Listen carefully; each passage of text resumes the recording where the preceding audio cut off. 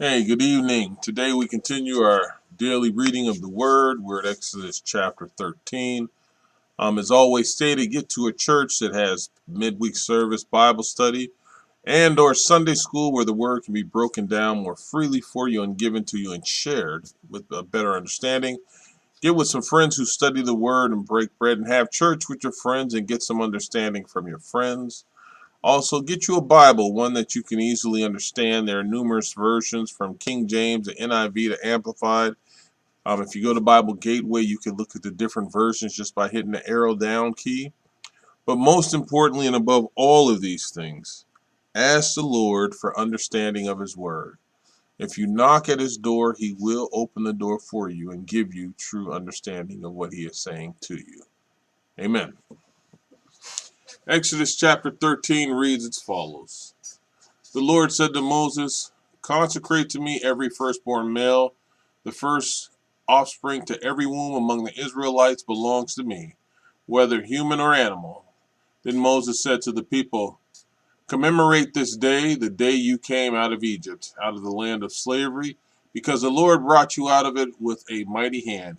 Eat nothing containing yeast. Today in the month of Aviv you are leaving, when the Lord brings you into the land of the Canaanites, Hittites, Amorites, Hivites, and Jebusites, the land he swore to your ancestors to give you, a land flowing with milk and honey.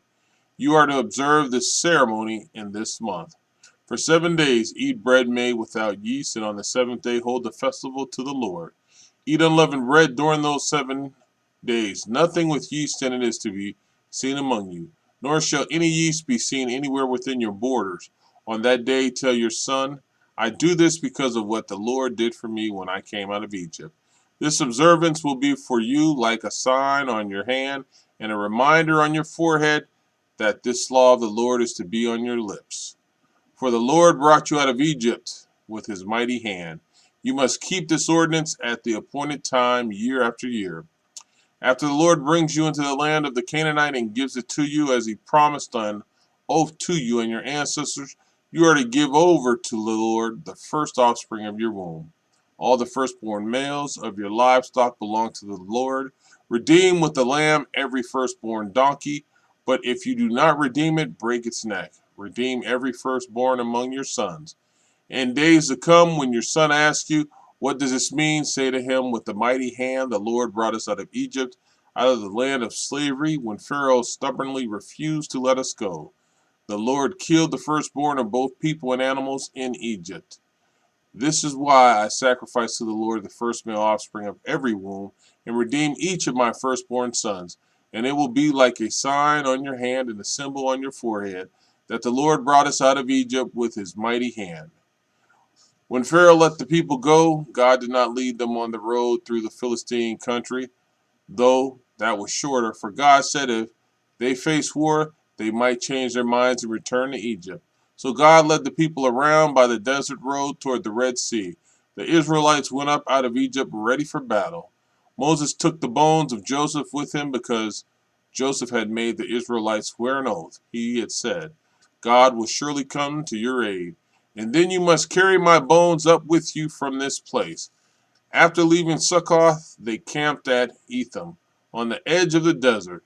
By day the Lord went ahead of them in a pillar of cloud to guide them on the way, and by night in a pillar of fire to give them light, so that they could travel by day or night. Neither the pillar of the cloud by day nor the pillar of fire by night left its place in front of the people. Exodus chapter 14. Then the Lord said to Moses, tell the Israelites to turn back and encamp near Pi-hahiroth, between Migdol and the sea. They are to encamp by the sea, directly opposite Baal-zephon.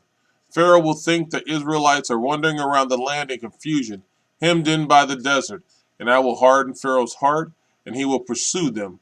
But I will gain glory for myself through Pharaoh and all his army, and the Egyptians will know that I am the Lord. So the Israelites did this. When the king of Egypt was told that the people had fled, Pharaoh and his officials changed their minds about them and said, what have we done? We had let the Israelites go and have lost their services. So he had his chariot made ready and took his army with him.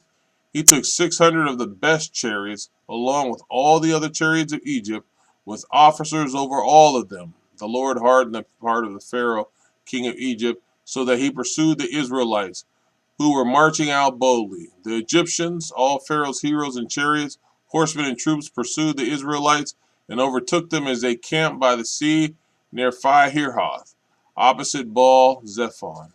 As Pharaoh approached, the Israelites looked up, and there were the Egyptians marching after them. They were terrified and cried out to the Lord.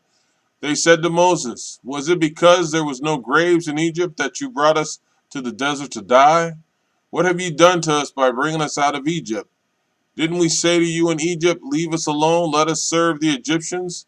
It would have been better for us to serve the Egyptians than to die in the desert." Moses answers the people, "Do not be afraid. Stand firm, and you will see the deliverance the Lord will bring you today. The Egyptians you see today, you will never see again. The Lord will fight for you. You need only be still." Then the Lord said to Moses, "Why are you crying out to me? Tell the Israelites to move on. Raise your staff and stretch out your hand over the sea and divide the water so the Israelites can go through the sea on the dry ground.